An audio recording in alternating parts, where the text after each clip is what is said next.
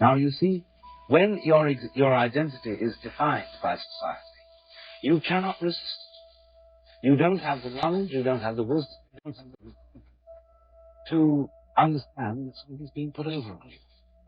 You cannot believe the definition of you as a free agent. But you believe yourself to be a free agent as a mistake.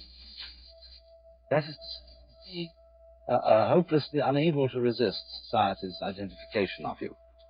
There's a reason education sucks, and it's the same reason that it will never, ever, ever be fixed. It's never going to get any better.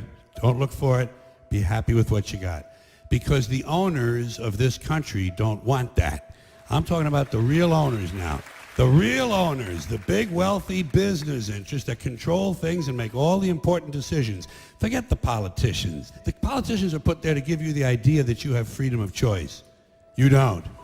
You have no choice. You have owners. They own you. They own everything. They own all the important land. They own and control the corporations. They've long since bought and paid for the Senate, the Congress, the state houses, the city halls. They got the judges in their back pockets. And they own all the big media companies, so they control just about all of the news and information you get to hear. They got you by the balls.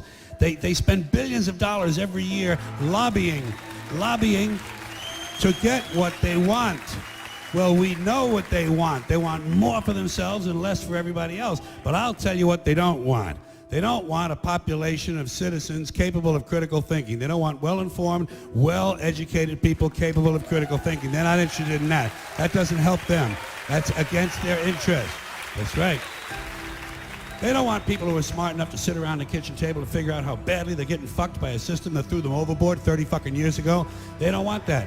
You know what they want? They want obedient workers. Obedient workers. People who are just smart enough to run the machines and do the paperwork and just dumb enough to passively accept all these increasingly shittier jobs with the lower pay, the longer hours, the reduced benefits, the end of overtime, and the vanishing pension that disappears the minute you go to collect it. And now they're coming for your Social Security money. They want your fucking retirement money. They want it back so they can give it to their criminal friends on Wall Street. And you know something? They'll get it. They'll get it all from you sooner or later because they own this fucking place. It's a big club, and you ain't in it.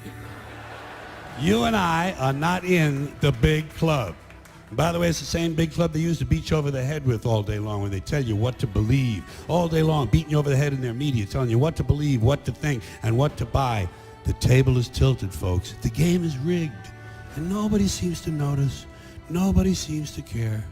Good, honest, hard-working people, white collar, blue collar, doesn't matter what color shirt you have on.